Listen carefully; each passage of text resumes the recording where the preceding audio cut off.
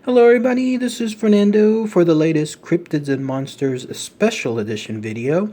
Well, for this video, I thought I would make a treat for everyone out there, all you current subscribers, new subscribers, old subscribers, everyone for your continued support on my YouTube channel. And in this case, it has to do with showcasing this amazing museum that I saw there near Las Vegas during my last go-around. I thought it would be a special treat, especially for all you monster fans out there, because I thought to myself after visiting this museum, what a perfect way to highlight this on my YouTube channel. This was a museum that I originally found just by happen chance during one of my previous trips there in Las Vegas, and so I just had to see it this next go around.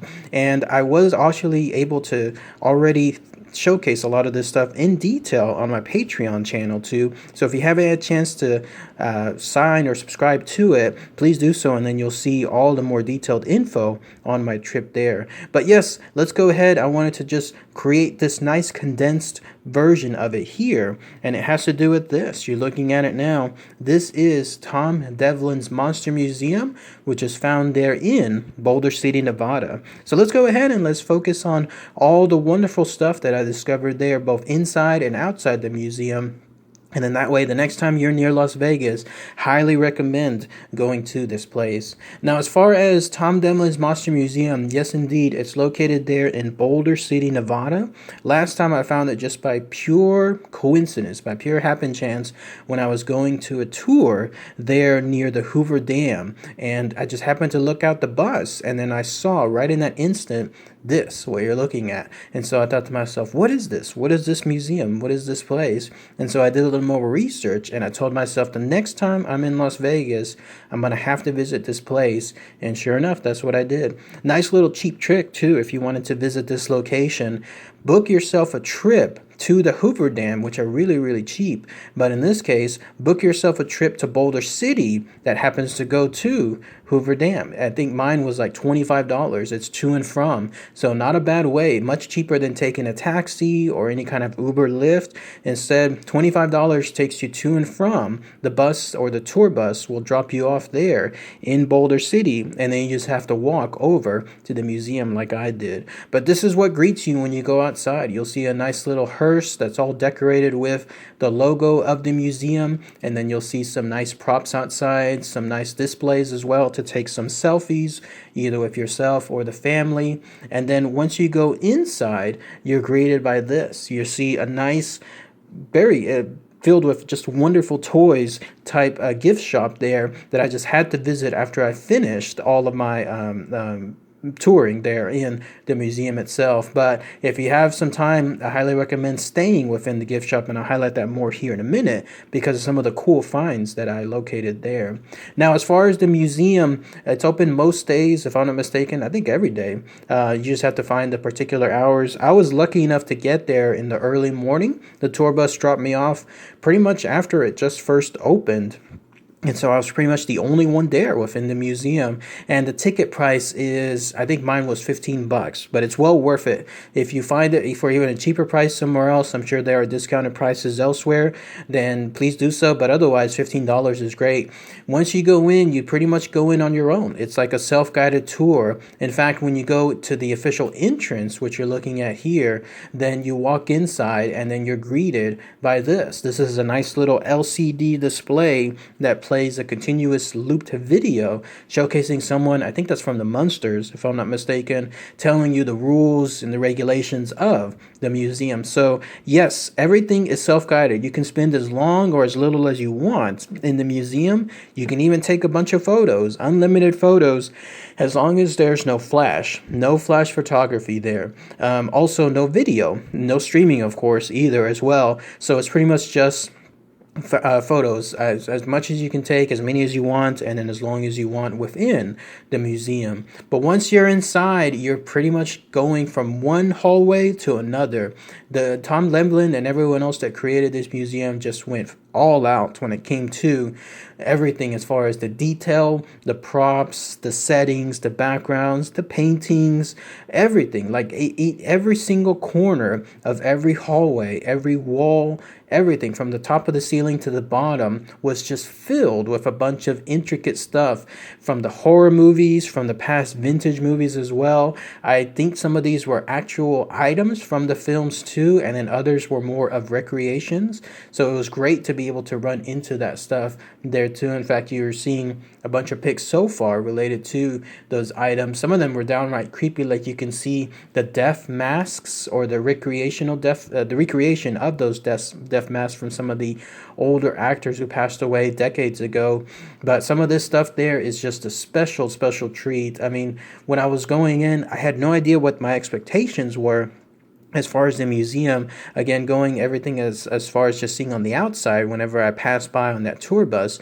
That's as far as the idea that I had of what was going to be on the inside of the museum. So seeing all of this was an amazing treat. But yes, it's just pretty much walking from one hallway to another, and every single hallway has its own specific theme. Like it seemed like at the beginning it was more along the lines of the older classic movies like The Wolfman, Frankenstein, Dracula was also featured as well. I think there was one involving the Hunchback of Notre Dame, and then other stuff too. So those were the older horror films. But then the more you got further from it, it seemed to be newer and newer stuff. In fact, I wanted to highlight this one here, and it had to do with a neat little display from The Exorcist. This was something that I came across there on one corner. They have a special hallway just for this.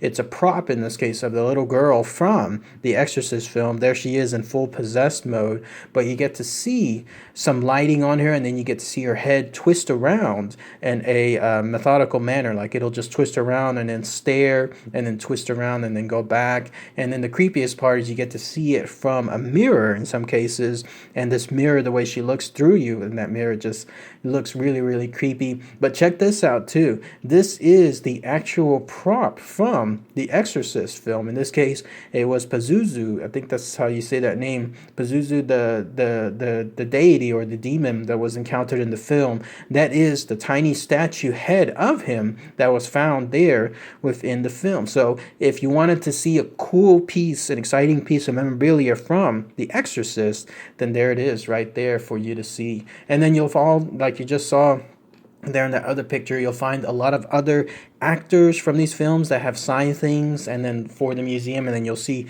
pictures of them posted there. This was another cool hallway here because it introduced me to the world of Puppet Master. I never heard of those movies before, never seen them, not even any clips. And so when I came across this hallway, I thought to myself, what is this? And then you'll see that television there, how it played a loop, and it showed me like essentially what Puppet Master is. Obviously, there's a bunch of little dolls that act in a devilish, demonic manner and then start doing a lot of havoc and horror-filled stuff within the films, especially to their victims. And so when I saw this, I thought to myself, I have to get a movie like this. I have to see one because of all the cheesiness associated with it. Like, it's good, but it's just that kind of film that you see late night, like let's say 3 a.m. in the morning there on a late night sci-fi channel. That's the kind of films that I love. So when I saw stuff like this and I was introduced to this Puppet Master world, I thought to myself, I have to absolutely see this. And those are the actual props, the actual dolls that were used within the film. I think it was in Puppet Master Rise of Axis or something along those lines, like as far as what the film is called. But yes, that's where it's located. The dolls, that's where they're from the film, and there they are there in the hallway. You'll also see some other famous dolls as well from other horror related films. Like if you're a fan of Chucky, guess what? He's listed there as well. You'll get to see it from, I believe, Bride of Chucky or Seed of Chucky, one of those. And then you'll see something from the original Child's Play as well. So that was a cool treat, and there's some stuff signed as well from some of the actors. And then there's some other lower budget films there too, like Mega Piranhas listed as well. I think there was one involving Bong Man. I'm trying to remember what that thing's name was, but Bong Man or Gingerbread Man, something along those lines too. That's also featured. Pinhead was listed there as well. Some of the critters were also there too. Some of the props from the film. Maniac Cop, I remember seeing clips of it from way back when. That's some of the info or masks are listed from there too. And then this is cool too. If you're a fan of the film They Live, I don't know if those are the actual props or recreation of those masks, but they're also listed there as well. So this entire hallway, I probably spent the most time within the entire museum, just going one by one and then going and seeing and reading all the nice info from them, and then being introduced again to those entire world. And then when you cross to the other side, you'll come across these things here. There's Toxic Avenger, and then some of the stuff that was used within those films. Ghoulies is also showcased there, and then those killer clowns from outer space. I've seen some clips, but I haven't seen the movie from them. They're also there as well. I think those are the actual masks that were used within there too. And then this next part was an amazing treat, especially for me too, because I'm a huge Ninja Turtle fan. You'll see some of the suits that were there from the films too. I'm thinking that those are the suits, or they might be recreations, but those are the suits too from hopefully from the film itself. And then there's a very nice backdrop there from the sewers, the way it's showcased. And then there was a tiny TV that was illustrating how the stuff was created for the film. So you'll see again how this is more of the newer stuff. If one hallway is focused on the older horror sci-fi type films, then this is some of the newer stuff within the latest generations of films. And then finally, when you go to the last hallway, there is a entire montage filled with some of the most famous horror movie icons. Like in this case, there's the Halloween guy there too, Jason Myers. There's Freddy Krueger that you'll find there as well.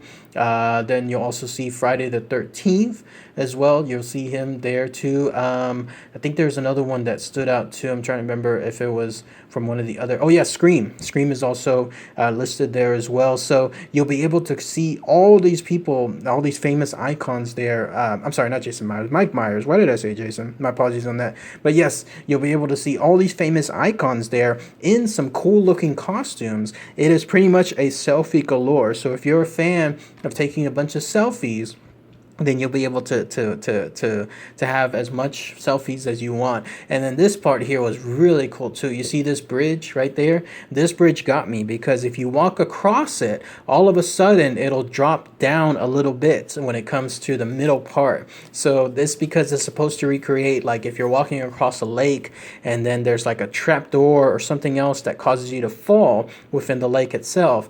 That almost got me there too. So that was a nice little jump scare whenever I walked across that particular location. But then finally, the other hallway is towards the exit. You'll see some more stuff related, in this case, to it, and then also other items like the Texas Chainsaw Massacre. And then finally, there's going to be some Living Dead, Night of the Living Dead stuff too. A nice little hallway or a piece of wall dedicated to that. And then once you come out, that's it. That's the exit for the museum, which of course conveniently leads you back to the gift shop. And that's where I spent another good portion of it, because I thought to myself, all this stuff is so cool, this might be the only chance that I'll be here. So I decided to purchase some things there.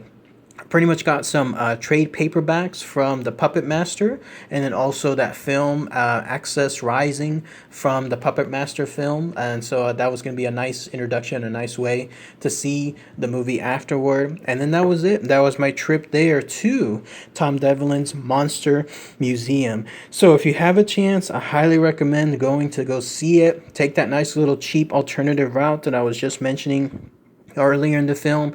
It's a nice way to get there without breaking the bank. And then once you go there, pretty much plan as much time as you want, because believe me, I probably spent there about an hour, and that was only because I had to get back to a certain point for the tour bus to pick me up. If I didn't have that tour bus waiting, like in this case, a specific time for the tour bus to wait for me, then I would have spent there even longer. So if you happen to go there by taxi or your own ride, then please do so. Then you'll have as much leeway as you want. But my hour went by like this, very, very quickly. And so it was a great way it showcases how great the museum was, because it was a fun way to spend that quick time there and then take all these wonderful pictures. But yes, indeed, Tom Devlin's Monster Museum. Anyone been there before? Anyone know that someone that has? It seems like it's a nice little treat, hidden gem of sorts there in near Las Vegas type visitations, because in doing some of the other stuff, like when I was looking at reviews for it afterward, that's what people described it as. It's like a hidden secret, and when it comes to touring a lot of things surrounding Vegas. So if anyone has any more personal experience about going to that area, please do so. Plus, I was talking to the nice gentleman there at the register, and he was telling me that every now and then that location has its own signings too. Like they'll have famous horror movie actresses, actors that are there. They'll be able to come by, and then they'll do some kind of signings there during specific dates. So what a nice treat is that too. Not only do you get to see all this cool stuff, but you'll get to meet some of the actors behind those films too. So all right, everyone, I hope you enjoyed this special edition video. And again, if you want to see even more details behind a bunch of other photographs, and then post a lot more things, then check out my Patreon channel. All right, everyone, thanks again as always. Take care.